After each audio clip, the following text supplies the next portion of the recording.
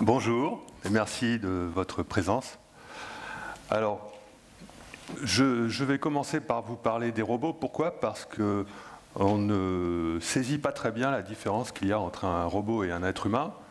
Enfin, ou plus exactement, si on s'en rend compte. Pour l'instant, les robots ne savent pas faire grand-chose. Mais le jour où, dans seulement quelques décennies, peut-être dans 10 ans, peut-être en 2050, les robots seront capables de faire exactement les mêmes choses que nous. Que va-t-il se passer en fait? Eh bien en fait, ils seront bien supérieurs à nous sur le plan mental, sur le plan perceptif. Ils auront beaucoup plus de facultés. Et disons que dans un cadre parfaitement matérialiste, l'humain n'aura plus qu'une seule chose à faire, c'est d'essayer de ressembler à un robot, de devenir un robot lui-même, de manière à augmenter ses capacités d'intelligence, ses capacités perceptives. Voilà. Donc ça, c'est la philosophie transhumaniste, hein, très états-unienne, qui vraiment s'impose aujourd'hui. Et je peux dire que j'y ai contribué moi-même dans ma carrière professionnelle. Et puis à un moment donné, j'ai arrêté parce que d'abord, je suis physicien et j'ai réfléchi toute ma vie à la question de savoir si on pourrait fabriquer des robots conscients. J'ai encore des collègues neuroscientifiques que dernièrement j'essayais de convaincre laisse tomber, tu n'y arriveras pas pour telle raison, telle raison. Enfin, ce que je veux dire par là, c'est que les raisons fondamentales qui font qu'un robot est différent d'un être vivant ne sont absolument pas connus de la science. Et donc, on y va à fond.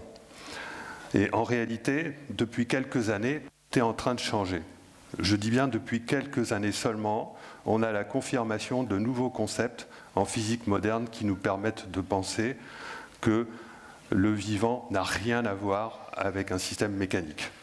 Alors, je vous figure ici donc les 4 croyances du système, de ce matérialisme qu'on peut considérer comme une véritable religion, parce qu'une religion est quelque chose qui a donc une prophétie. Un jour, les robots auront une conscience et dépasseront les humains. C'est une religion qui a également un dieu. Son dieu, c'est le hasard, toutes les formes de hasard. Le hasard qui est issu de notre ignorance des causes, ou le hasard qui serait issu d'un dieu qui jouerait au dé. Et puis, toutes sortes de croyances. Et la grosse difficulté qu'on a à sortir de ce système matérialiste, de cette pensée matérialiste, vient du fait qu'on a compris qu'on devait changer profondément nos conceptions de l'espace, de la matière et du temps. On a compris qu'on devait le faire. Pourquoi? Parce qu'on s'aperçoit qu'il y a des connexions immatérielles partout. C'est-à-dire que, par exemple, dans la matière, on est capable de séparer par des années-lumière deux éléments de matière, initialement rassemblés, et de les garder connectés sans qu'il y ait aucune relation causale entre eux, c'est-à-dire sans qu'aucun signal puisse être transféré, ils continuent d'avoir un comportement connecté, ce qui est totalement invraisemblable du point de vue de la notion de la matière qu'on se fait. Donc c'est le problème de la non-localité. On s'est également rendu compte que ce problème a lieu dans le temps, et ça c'est assez récent, c'est-à-dire qu'on s'est rendu compte que deux points, donc avec des particules à chaque fois, pouvaient être connectés de manière non locale, c'est-à-dire avoir des interactions chacun de leur côté, mais qui sont corrélées, alors que l'un des événements se produit dans le présent et l'autre dans le futur. On s'est également rendu compte que quelque chose qui se produit dans le présent peut avoir une influence sur le passé. Donc là, vous avez déjà deux sortes de connexions non locales, du genre temps et du genre espace. Et on ignore totalement ce qui est à l'origine de cette connexion. On suspecte également que l'espace a des dimensions supplémentaires. Lorsqu'on essaie de réconcilier les deux théories contradictoires de la physique moderne, mécanique quantique et relativité, on est quasiment obligé d'introduire des dimensions supplémentaires à l'espace si on veut avoir une description complète. Et ceci introduit donc de l'information qui vient à nouveau d'on ne sait où. Et on a découvert, cette fois-ci, on a découvert depuis assez longtemps qu'il existait un hasard fondamental qui ne peut pas s'expliquer par notre ignorance des causes. C'est l'expérience d'Aspect 1982 en France. Donc en même temps qu'on a découvert la non-localité, on a découvert l'existence du hasard vrai, du hasard fondamental, c'est-à-dire qu'il y aurait comme un dieu qui joue au dé. Mais on s'est rendu compte que cette interprétation des choses très récemment était fausse et qu'il ne faut pas l'interpréter de cette manière-là, c'est-à-dire qu'en réalité, il n'y a pas de hasard, il y a des informations, c'est-à-dire il y a une coordination issue depuis l'extérieur de l'espace-temps qui introduit des informations dans l'univers. Eh bien, ces 4 propriétés de connexion de je ne sais quoi avec la matière, personnellement, je suis incapable de les programmer à l'intérieur d'un robot. Je suis incapable de fabriquer un robot qui aurait toute l'intelligence, enfin, toutes les capacités perceptives possibles, mais qui serait connecté. Ça, même les algorithmes, les équations ne le fournissent pas, les algorithmes ne le fournissent pas, c'est impossible, on n'arrivera jamais à construire un tel robot. Et comme je vous le montrerai tout à l'heure, donc ces 4 connexions qui se résument à 2 ou 3 en fait, vous verrez que ça a un lien très fort avec la conscience, et c'est la raison pour laquelle, non, ce ne sont pas les humains qui chercheront à ressembler aux robots à l'avenir, ce seront les robots qui chercheront à trouver ce qui, dans l'humain, leur donne ce qu'on pourrait dire, ce qu'on pourrait appeler l'immortalité, et qui est lié à ce fameux champ de connexion que les physiciens découvrent aujourd'hui. Alors, ce qui fait qu'on n'en parle pas. Pourquoi est-ce qu'on ne vous en parle pas? On ne vous en parle pas parce qu'on a bien compris que l'espace, le temps et la matière n'avaient rien à voir avec l'idée qu'on apprend de ce que c'est à l'école. Le temps n'existe pas, la matière, ce serait plutôt des vibrations, et l'espace pourrait lui-même ne pas être existé, en tout cas en 3 dimensions. Et donc tout ceci, par faute de trouver des équations qui permettent de... On sait que le système est mauvais, mais on ne trouve pas les équations qui permettent de passer à un système qui serait plus juste. Et donc, qu'est-ce qu'on fait? Eh bien, on s'enferme dans ce que j'ai appelé le parc de la pensée. On essaye de maintenir, en rajoutant des dogmes, on essaye de maintenir la science bien en place. Hein. Et donc, on peut dire que la religion du matérialisme comporte non seulement les dogmes du temps, de l'espace, de la matière, mais il faut lui rajouter les dogmes du déterminisme et de la causalité, qui sont absolument indispensables pour continuer à raisonner comme tout le monde. C'est la stabilité de la pensée humaine qui est en jeu. Voilà. Or, on sait aujourd'hui en physique que tout ça c'est faux. On sait que le déterminisme, donc, qui est l'idée que la réalité est déterminée mécaniquement de façon unique, on sait que c'est faux. Ça a été clairement démontré par l'intermédiaire de ce que j'ai appelé 2 failles quantiques, la faille quantique et la faille du chaos, mais je ne vais pas trop m'étendre là-dessus. On sait que le hasard qu'on croyait effectivement au départ authentique, c'est-à-dire qu'il a été démontré par les mécaniciens quantiques que Einstein avait tort quand il disait Dieu joue au dé, et en fait on s'est aperçu qu'il avait raison finalement parce que ce hasard en question n'est pas un jeu de dés, mais c'est quelque chose qui correspond à de l'information qui est injectée depuis l'extérieur de l'espace-temps. Je vais y revenir.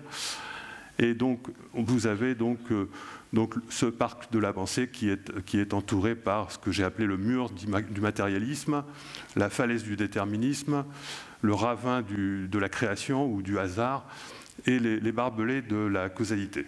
Bon, je ne vais pas trop insister là-dessus, mais disons que ça fuit de partout, mais par contre, il n'y a aucun chemin difficile à emprunter pour ne pas se retrouver soit dans un marécage, soit dans un gouffre, soit dans... C'est-à-dire on ne s'y retrouve pas. Les scientifiques ne donnent pas les clés pour sortir de ce parc de la pensée dont on sait déjà que c'est faux. Donc, comment faire pour sortir du faux, pour aller vers le vrai, sachant que c'est très difficile de trouver le vrai dans toute cette complexité. Donc bon, j'utilise une métaphore, je dis que j'ai trouvé un petit chemin qui permet d'aller jusqu'au col de l'Ange, Le col de l'Ange, c'est un endroit où on peut avoir une vision de l'espace-temps enfin correcte. Ça consiste à prendre des risques, donc à descendre dans le ravin de la création, au risque de tomber dans le gouffre de l'illusion et de remonter de l'autre côté du gué. Et donc je vais vous montrer ce qu'il y a de l'autre côté. Alors avant de vous montrer ce qu'il y a de l'autre côté, en fait ce qu'il y a de l'autre côté, c'est ce qui est nécessaire pour comprendre que tous ces grands hommes ont raison. Voilà. Et eux-mêmes n'auraient jamais pu s'entendre à notre époque, à leur époque. Mais à notre époque, on peut les réconcilier.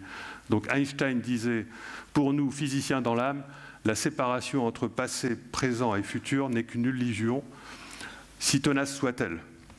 Donc ça veut dire quoi? Ça veut dire que le futur est déjà là. Il n'y a pas de séparation qui fait qu'à un moment donné, il existe ce qui est créé et après ce qui n'est pas créé. Tout est créé simultanément. Nietzsche disait quelque chose, un grand intuitif. Notre destin exerce son influence sur nous-mêmes, non, sur nous, même lorsque nous ne le connaissons pas encore. C'est notre avenir qui détermine notre présent. Et ailleurs, il dit le futur influence le présent autant que le passé. Donc ça va tout à fait dans le sens d'Einstein. C'est-à-dire que si le futur est réalisé, alors il est tout à fait normal que le futur puisse avoir une influence sur nous, dans le présent, autant que le passé. Autant dire que nous sommes complètement prisonniers. Déjà, on pensait que nous étions prisonniers de nos conditionnements, c'est-à-dire que tout ce que nous allions faire dans l'avenir dépendait exclusivement du passé, que donc notre liberté est illusoire. Si en plus vous rajoutez un conditionnement qui vient que tout ce que nous faisons dépend du futur, on voit mal comment on pourrait s'en sortir. Et pourtant, vous avez donc un autre couple de philosophes et de physiciens, donc Bergson. À quoi sert le temps? Ne serait-il pas le véhicule de création et de choix? L'existence du temps ne prouverait-elle pas qu'il y ait de l'indétermination dans les choses? De l'indétermination dans les choses. Comment voulez-vous introduire de l'indétermination dans le présent alors que le futur est déjà figé, là d'où on vient c'est déjà figé, là où on va c'est déjà figé, il y a un problème. Et Heisenberg, dans La nature de je ne sais plus quoi, disait « L'objet de la recherche n'est plus la nature en soi, mais la nature livrée à l'interrogation humaine, et dans cette mesure, l'homme ne rencontre ici que lui-même. » Einstein, c'est le père du fameux principe d'incertitude en physique, du principe d'incertitude fondamentale qui permet de donner raison à Bergson. C'est-à-dire qu'il y aurait dans le présent une possibilité d'indéterminisme, donc a priori de choix potentiels, et pourtant ceci semble interdit par la vision de l'autre fameux couple de physiciens et philosophes. Alors comment est-il possible que tous les quatre aient raison en même temps? Alors, je vais vous montrer, alors avant on pourrait dire, bon, seuls Bergson et Heisenberg ont raison parce qu'on veut absolument préserver notre libre arbitre, d'accord? Mais à ce moment-là, on est obligé de laisser tomber la conception d'Einstein et Nietzsche, qui est, à l'heure actuelle, la conception mainstream des physiciens, la chose qui a été le mieux démontrée dans toute la physique. Hein. C'est vraiment, donc là, ça va être un combat extrêmement difficile. Donc c'est un problème qu'ont les physiciens quantiques actuellement, et c'est aussi quelque chose qui explique, hein, donc lorsqu'on laisse tomber les idées d'Einstein, un petit peu la dérive. La physique quantique est un peu à la dérive parce que personne ne sait l'interpréter, personne ne la comprend, et c'est la raison pour laquelle elle a été un petit peu happée par le mouvement New Age. Et alors, le problème, c'est que quand on ne comprend pas, bon, après, ça aboutit à des simplifications, mais j'en reparlerai. Bon, maintenant, faisons le raisonnement inverse. Supposons que Einstein et Nietzsche ont raison et que Bergson et Heisenberg ont tort. Alors, à ce moment-là, on aboutit au matérialisme pur et dur. Donc le matérialisme pur et dur, ça consiste à dire que notre libre arbitre est une illusion et on a parfaitement bien compris le fonctionnement de la nature.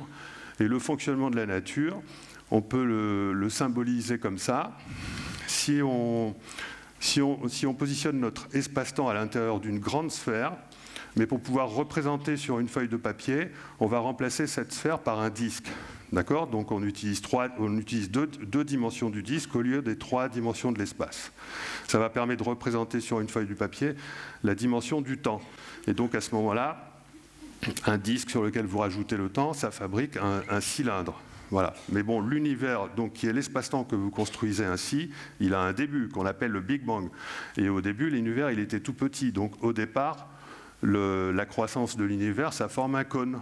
D'accord? Donc à gauche, vous avez le cône qui correspond à la formation du Big Bang, donc de l'univers. Et on peut représenter sur une feuille de papier en perspective, par le dessin du haut, l'espace-temps tel que les physiciens le conçoivent aujourd'hui clairement.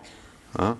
Ce qui est moins clair, c'est qu'est-ce qui est à droite, hein, c'est-à-dire le futur. Il est déjà formé, mais on n'ose pas le dessiner, quoi, parce que là, il y a quand même quelques points d'interrogation. Alors, le problème que pose cette représentation d'univers qu'on appelle l'univers bloc, à 4 dimensions, l'espace-temps est donc figé, on ne peut pas avoir de libre arbitre. Alors, le problème, c'est que ce modèle est incompatible avec la mécanique quantique, hein, puisqu'on a pris l'autre option. Et surtout, c'est qu'il est incompatible avec donc, le principe anthropique qui veut qu'on a découvert que cet univers avait besoin d'un réglage ultra fin avec une probabilité infime, mais 1 sur des milliards, enfin 0, je sais pas, des milliards de zéros, enfin peut-être pas des milliards de zéros, enfin tous les zéros de la page 1, une probabilité vraiment infime pour que cet univers puisse aboutir à la création de la vie humaine. Donc voilà, il y a un univers qui s'est créé et il aboutit à la création de l'univers comme par hasard. Mais pourquoi celui-là? C'est pas normal. Il y a une finalité. Ah non, la finalité, horreur. Les physiciens ont horreur de la finalité. Donc on a trouvé la solution. Toutes les sortes possibles d'univers imaginables se sont créés. Et à ce moment-là, on aboutit à la théorie des univers parallèles, mais ça veut dire que, donc en faisant varier les constantes de la physique, mais aussi en faisant varier tous les choix que vous pouvez faire par hasard chaque jour, et donc nous aurions, chacun d'entre nous, des milliards, de trilliards de vies sur d'autres univers où nous ferions exactement la même chose, sauf qu'à un moment donné, nous prenons une décision plutôt qu'une autre, et bien paf, ça veut dire qu'il y a un autre univers qui s'est créé à des trilliards d'années-lumière, où je fais cet autre choix. Enfin bon, c'est complètement délirant, mais c'est quelque chose qui est avancé très sérieusement par les physiciens matérialistes, parce que c'est leur conclusion la plus logique. Hein?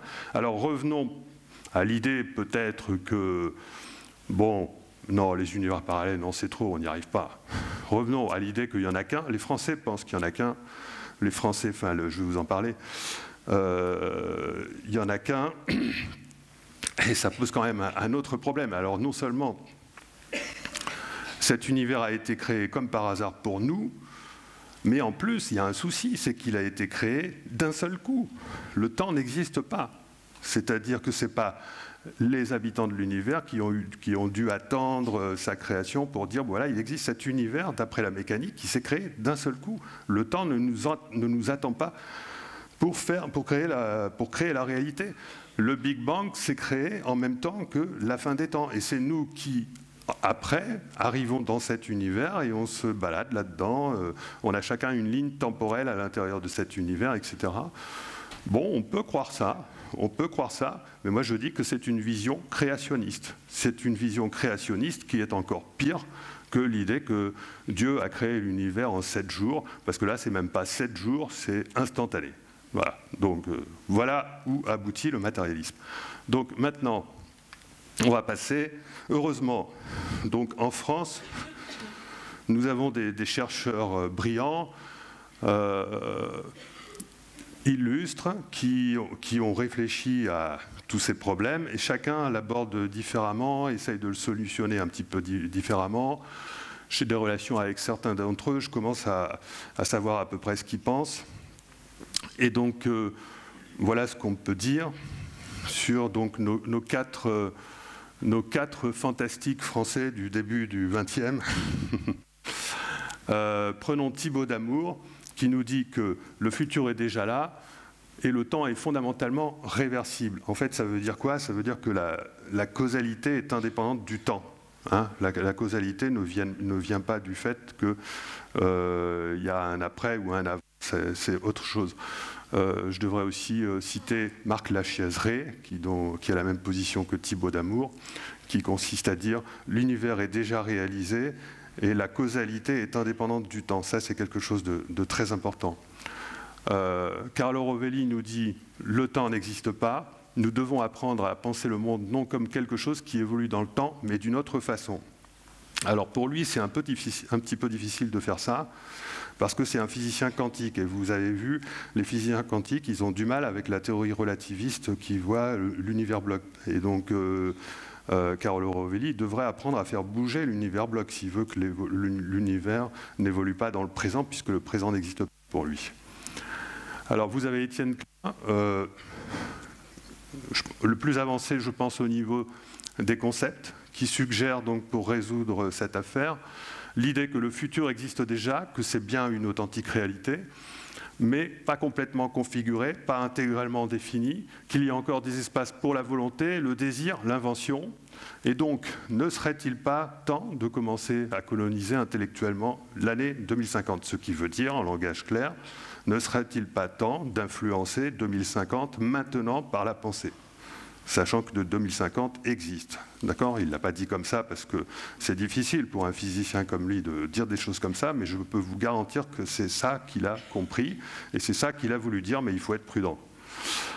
Et Alain Cohn, lui, a dit quelque chose pour lequel il est nécessaire d'être encore plus prudent, mais il faut vous rendre compte que c'est difficile pour les physiciens. Ils ont des choses à dire, mais ce sont des choses pour lesquels il faut faire très attention à la manière dont ils le disent, parce qu'ils misent leur crédibilité. Après, on va dire « Ouh là là, mais où tu vas ?» Enfin, bon, Alain Cohn, donc il l'a écrit dans un roman. Il l'a écrit dans un roman parce que ça, sinon, c'est un petit peu difficile. Vous savez, les physiciens, prenez tous les grands, les illustres, hein, les mainstream, il n'y en a aucun qui a la même opinion qu'un autre. Hein. Donc, ils doivent tous faire attention à ce qu'ils disent. Enfin, il y a quand même quelques groupes, hein. Et donc Alain Cohn, dans le théâtre quantique, suggère l'idée que le passé pourrait être incertain, instable, qu'il pourrait encore bouger ou être altéré. Hein? C'est-à-dire que l'idée que notre passé est fixe serait une croyance. Ça veut dire quoi? C'est pour ça que je vous ai dit, on a là 4 fantastiques français au super pouvoir, on devrait être fiers, parce que les Américains, eux, ils en restent au matérialisme, ils n'en sortent pas, ils ne vont pas aussi loin.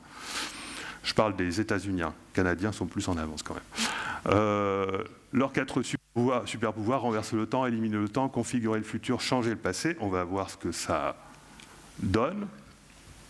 Je pourrais rajouter un 5e fantastique qui est Antoine Suarez, que je connais bien, avec qui j'ai une collaboration et qui propose que pour avoir une matière qui fonctionne de façon sensée, nous avons besoin d'une coordination qui n'est pas matérielle, qui est insensible à l'espace et au temps. Antoine Suarez, c'est celui qui a répété dans un cadre relativiste l'expérience de mécanique quantique la plus célèbre du XXe siècle. Donc celle d'Aspect en 82, il l'a répétée en 2000 ou 1998 et 2002, je crois. Donc avec la certitude que la non-localité n'est pas une illusion, que la non-localité, qu'elle soit temporelle ou qu'elle soit d'origine spatiale, la non-localité spatiale ou temporelle, c'est un phénomène fondamental qui ne vient pas de l'impossibilité de transmettre un signal. Et donc l'idée qui vient directement, à partir du moment où on a un espace-temps, et que cet espace-temps est susceptible d'accueillir des informations extérieures à l'espace-temps, alors il est évident que cet espace-temps va pouvoir bouger. Si vous changez les informations d'un espace, vous le changez par définition, et donc ça veut dire que l'espace-temps bouge. Et donc, les physiciens aujourd'hui sont confrontés à 4 idées fortes. La première, c'est que la création de la réalité a besoin d'informations extérieures à l'espace-temps. Ça, ce sont des choses où vous pouvez avoir confiance, ce sont des nouvelles habitudes de pensée qu'il va falloir acquérir. Ensuite, deuxième chose, la réalité ne se crée pas dans le présent. Le futur est déjà réalisé dans le présent et peut encore évoluer. Donc ça, c'est quelque chose de très important dans la vie quotidienne. On va voir pourquoi. Troisième chose, l'entrée dans le présent de l'un de nos futurs déjà créés dépend de nos observations. Voilà, vous verrez que le mental a différentes fonctions. Il n'y a pas seulement le fait de créer le futur, il y a aussi le fait de savoir percevoir la création qui est faite pour nous. Et le quatrième point, qui est peut-être le point le plus litigieux, parce que là, les scientifiques peuvent encore dire non, c'est pas possible, parce qu'il faut accepter l'idée que c'est trop pour eux d'accepter ça. Et pourtant, c'est de la logique, c'est presque de la logique matérialiste. L'évolution de nos futurs déjà créés dépend de nos intentions. Oui, ou alors du hasard. On le concède, on va le concéder parce que sinon c'est trop lourd à digérer, d'accord? Donc on va dire, on va poser la question, est-ce que l'évolution se fait par hasard ou est-ce qu'il y a du libre arbitre? Ok, d'accord, on accepte que l'espace-temps bouge, ok, parce que finalement ça réconcilie 4 philosophes, finalement bon, c'est plus cool, c'est pas créationniste, mais il faut vraiment que ça se passe par hasard, hein, parce que sinon on devient fou. Bon.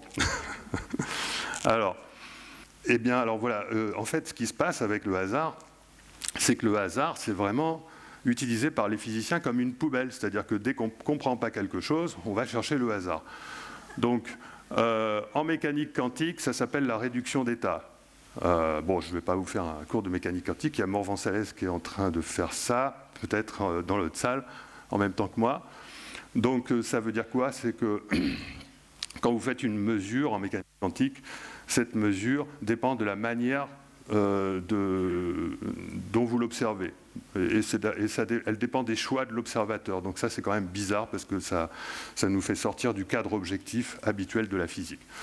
En mécanique statistique, on utilise des équations probabilistes. Ces équations probabilistes sont déterministes et donc la mécanique classique est considérée comme déterministe à cause de ça. Mais c'est complètement délirant, ce sont des équations probabilistes. Si vous reprenez les équations de base, et moi j'ai fait le travail, vous apercevez que la mécanique classique n'est pas déterministe. Et c'est mon apport personnel, je vous en parlerai rapidement. La cosmologie, je vous en ai déjà parlé, le problème du principe anthropique, pour expliquer la création de l'homme, pourquoi l'univers est arrivé à l'émergence de l'homme. Eh ben, par chance, bon, par chance. Et la chance qu'il y a eu, on peut calculer sa probabilité, ça correspond à la probabilité qu'un archer qui tire une flèche qui parcourt 14 milliards d'années-lumière arrive à atteindre une cible de 1 cm. Voilà. Et en biologie, bon, je ne suis pas dans les sciences du vivant, le darwinisme, c'est-à-dire le hasard des mutations plus la sélection naturelle, est quelque chose qui, pour moi, est complètement dépassé. Et je vous expliquerai un petit peu tout à l'heure pourquoi. Mais donc, bon, le darwinisme, on sait que c'est très largement contesté. Donc vous voyez, on introduit du hasard en physique à chaque fois qu'on ne comprend pas ce qui se passe. C'est-à-dire, et à chaque fois, c'est quelque chose qui est lié à l'évolution de l'univers. Donc c'est une espèce de recette de cuisine pour empêcher de voir la création autrement que par hasard. Alors il y a une chose intéressante qu'on peut dire. Alors donc je commence à poser la question, hasard ou information? Alors Kurt Gödel est un grand génie mathématique tout à fait reconnu qui a démontré un théorème au siècle dernier selon lequel tout système formel, logique, un système cohérent, enfin, logique, rationnel, contient au moins une proposition indécidable. C'est-à-dire que vous ne pouvez pas aboutir à un système cohérent, parfaitement rationnel, logique, uniquement de l'intérieur. Il y a forcément besoin d'informations issues de l'extérieur du système. Aucun système cohérent ne peut être complet.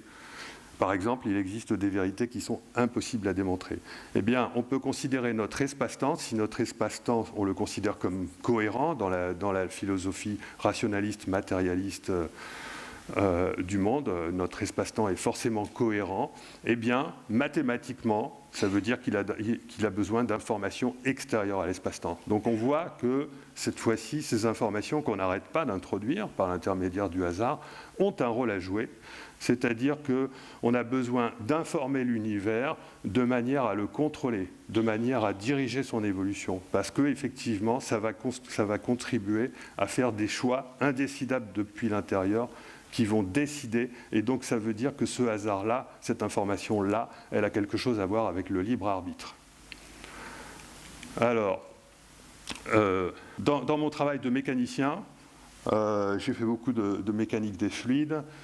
Avec mes collègues, on a mis en évidence un problème au niveau des équations, c'est-à-dire que quand on essaye de prévoir des trajectoires de fluides extrêmement précisément, on aboutit à des situations paradoxales et à un gaspillage énorme de l'information. Donc j'ai voulu en avoir le cœur net et j'ai fait un modèle de billard dans lequel j'ai mis 10 boules, 100 boules, 1000 boules, 10 000 boules, puis après je ne pouvais plus mettre des boules, les calculs étaient trop longs, j'ai fait des extrapolations, etc.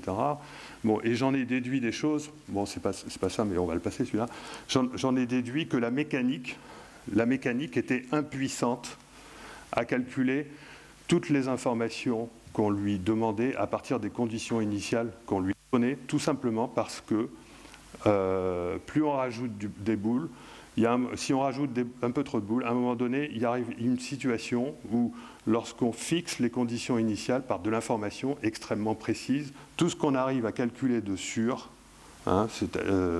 correspond à une information qui, au total, est inférieure à l'information dont on a besoin pour faire les calculs, ce qui est totalement aberrant. Ça veut dire, pour un physicien, un mécanicien, utiliser un modèle qui lui donne moins d'informations que l'information dont il a eu besoin pour le faire marcher, est quelque chose qui lui fait jeter ce modèle. Or, ce modèle, c'est le modèle de la mécanique newtonienne en 3 dimensions.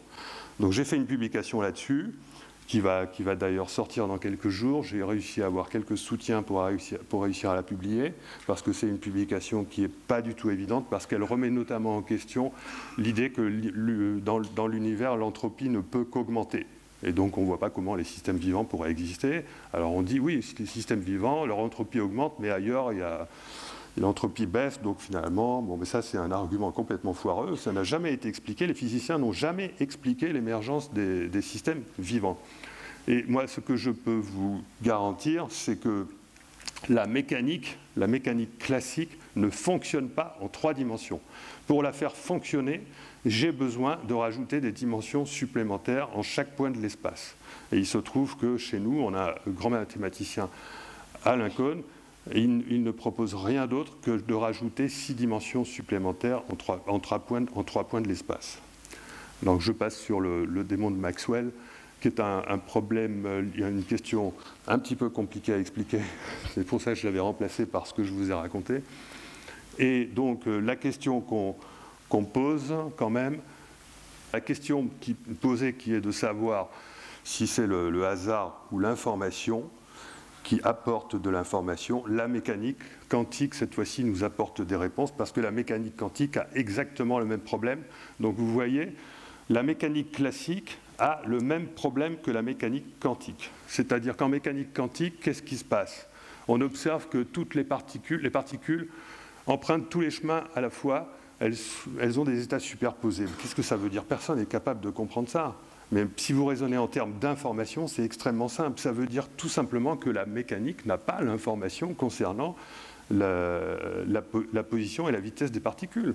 On attend. Le temps n'existe pas. On attend de voir ce qui va se passer avant que la causalité mette en place la chaîne de cause à effet.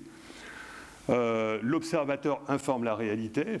Donc il y a quelqu'un au bout de la chaîne qui est bien obligé de lire un résultat, et ce résultat va déclencher tout ce qui précède. Et on peut arriver à une situation où, par exemple, si vous regardez un photon qui vient des confins de l'univers, qui a parcouru des milliards d'années, ce photon est intriqué avec un autre photon, où il est dans un état quantique, vous le regardez, et en le regardant, vous construisez son passé d'il y a 3 milliards d'années. D'accord? Le temps n'existe pas. C'est-à-dire que, en fait, la réalité physique correspondante à ce photon, dans le passé jusqu'au présent, a été en attente que quelqu'un observe ce qui se passe. Et quand quelqu'un a observé ce qui se passe, vous avez créé la réalité de ce photon dans toute l'étendue de son passé. Autant dire que vous avez créé une partie du passé de l'univers. Donc vous commencez à comprendre pourquoi certains physiciens envisagent la possibilité que le passé change. Donc, tous les physiciens que je cite là, qui sont tout à fait reconnus, ce sont soit des prix Nobel, soit des académiciens, il y a deux Français bien connus, Bernard d'Espagna et Costa de Beauregard, sont tous en faveur, et il y en a bien d'autres, de l'influence de la conscience sur donc, la création de la réalité. C'est-à-dire que c'est la conscience qui, au final, informe la réalité et donc, au final, informe le vivant. Alors, j'en ai tiré donc, ce que j'appelle une théorie de la double causalité, où vous pouvez considérer l'univers, l'espace-temps dans lequel vous vivez chacun d'entre vous comme une espèce de cylindre dont vous pouvez changer la position dans le temps, d'accord, en fonction de votre libre arbitre.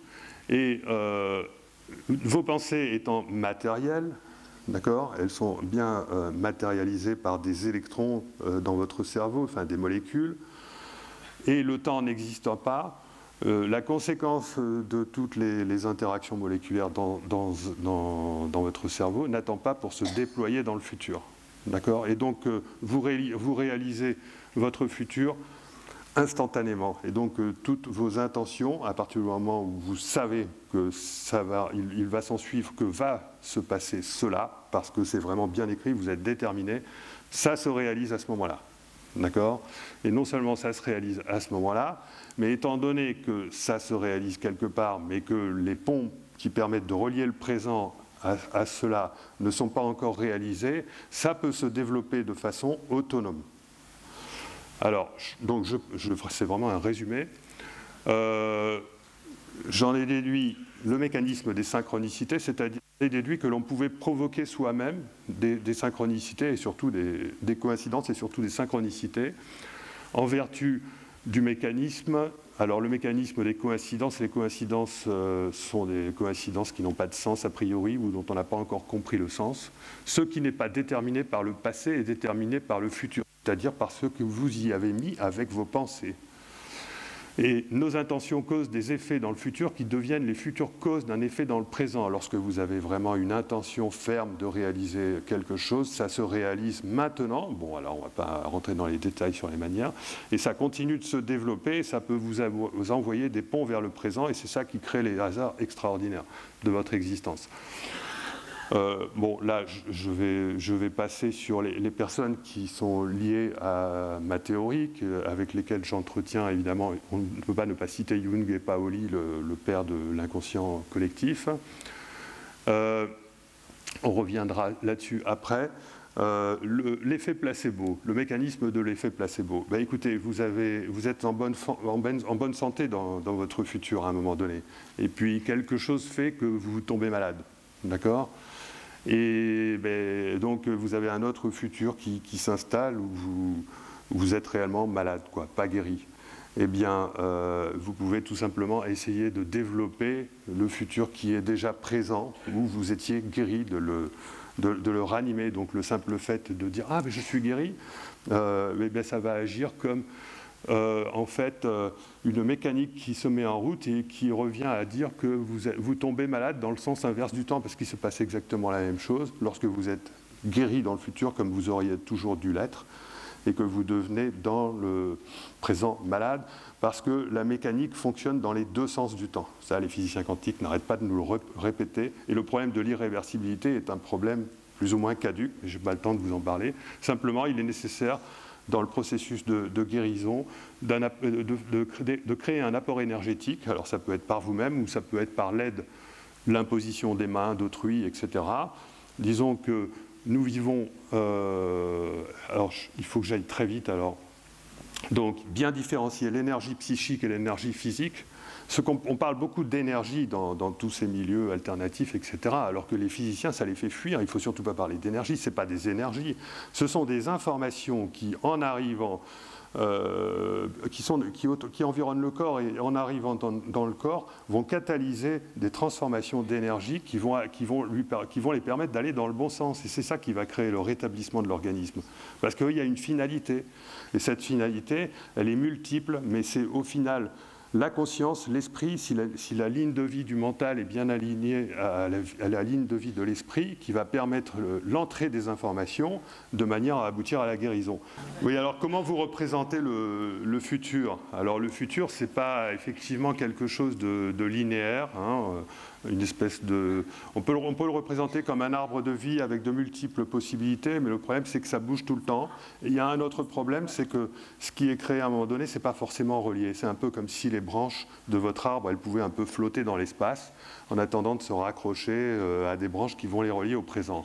Donc j'ai pensé que c'était beaucoup plus réaliste de parler d'une dynamique de l'espace-temps qui serait fluide en faisant, disons, en considérant 3 cas. Tout ce que vous pensez, toutes les intentions que vous avez, de façon très matérialiste, hein, de façon très rationnelle, de façon absolument certaine, ça je suis prêt à soutenir cet argumentaire, créent un champ d'information dans lequel, ou entretiennent un champ d'information dans lequel apparaît ce que j'appelle une bulle événementielle, mais on leur a donné d'autres noms, des champs morphiques, psyché quantique, archétype, égrégore, etc.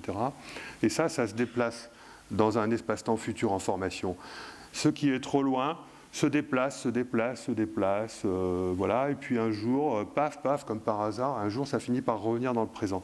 Ce qui est mis, tout on est certain de faire, et donc on va faire ce qu'il faut pour que ça arrive, ça se trouve au centre, c'est-à-dire que là c'est carrément prévisible, on sait à peu près comment ça va se passer, mais il peut y avoir des cas où ça ne marche pas, et dans ce cas-là, la bulle arrive un peu plus loin, il y a des collisions, etc. Bon, en gros, vous ne faites que fabriquer avec vos intentions des chaînes de causalité, et il y a une dynamique de concurrence de bulles dans l'espace-temps de votre futur, mais de toute façon, cette dynamique fait que tout finit par revenir à l'origine à un moment donné ou à un autre. Pour contrôler l'espace-temps, la conscience apparaît clairement comme étant le champ d'information qui va créer donc les connexions non locales nécessaires à interfacer l'intérieur de l'univers de votre vie avec l'extérieur. Et l'extérieur, c'est l'esprit. La conscience, c'est juste la conscience. L'âme, c'est l'interface. Alors, votre interface, pour la faire fonctionner, il est très important de travailler sur le mental et l'esprit. La dissociation mental-esprit, c'est quelque chose de fondamental. Donc là, bon, mais on n'a pas le temps d'en parler, de manière à créer une demande, une intention authentique qui sera fiabilisée auprès de l'univers. C'est-à-dire que vous pouvez demander n'importe quoi, ça ne se produira pas, mais si vous avez une intention authentique, elle est valable sur toute votre ligne temporelle. À ce moment-là, vous travaillez des dispositions du mental, la confiance, le lâcher-prise et le détachement, hein, qui impliquent à la fois qui impliquent toujours de faire un effort sur soi, d'authenticité, et de faire d'authenticité dans le lâcher-prise et d'authenticité dans l'observation et dans l'action. À ce moment-là, vous arrivez à mettre le mental, à connecter le mental à l'extérieur de l'espace-temps via 3 types de connexions que j'appelle celle de la foi, celle de l'intuition, celle de l'amour ou de la joie. Hein, il y a 2 télécommandes de l'espace-temps. Il y en a une rose pour les femmes, où là, le bouton 9, c'est le bouton amour, et il y en a une bleue pour les hommes, où le bouton 9, c'est le bouton joie. Voilà, enfin, c'est une façon de résumer la question, et je vais un peu trop vite là-dessus, excusez-moi. Et alors, la mécanique qui fait que tout ça marche et que vous recevez ainsi des cadeaux de la vie, c'est que tout simplement, dans l'espace-temps futur que vous créez, vous diminuez les voies causales en ayant ces attitudes mentales, et vous augmentez les voies non causales en ayant la présence d'esprit. Voilà. Et je vous donne juste un exemple. La première fois de ma vie où j'ai eu un accident de voiture sur l'autoroute qui m'a occasionné pas mal d'ennuis. Bon, enfin, c'était pas grave, mais voilà, c'était le jour où j'allais signer une décision très très importante qui allait changer le reste de ma vie. Pourtant, je n'étais pas stressé. C'est pas le stress qui a créé la panne de ma voiture. Ma voiture, elle avait aucun souci, etc. Bon, on pourrait dire, mais c'est quoi, petit malin, petit génie? Non, c'est pas ça. Ça a une explication parfaite. C'est-à-dire que le futur que je m'étais créé entièrement, celui que je m'étais créé par mes habitudes, hein, le futur à laquelle j'allais, si je n'avais pas pris cette décision, avait une grande force. Et d'un seul coup, on ne sait pas pourquoi, sans même que l'univers soit au courant, Je prends une autre décision, je me fabrique un nouvel égrégore, une nouvelle bulle, et donc j'y vais, et donc je coupe les ponts entre ce futur qui est déjà là et qui n'est plus relié au présent. Ben, que pensez-vous qu'il se passe? Ben, ce futur, il continue d'exister là, et avant de disparaître totalement, il envoie des ponts.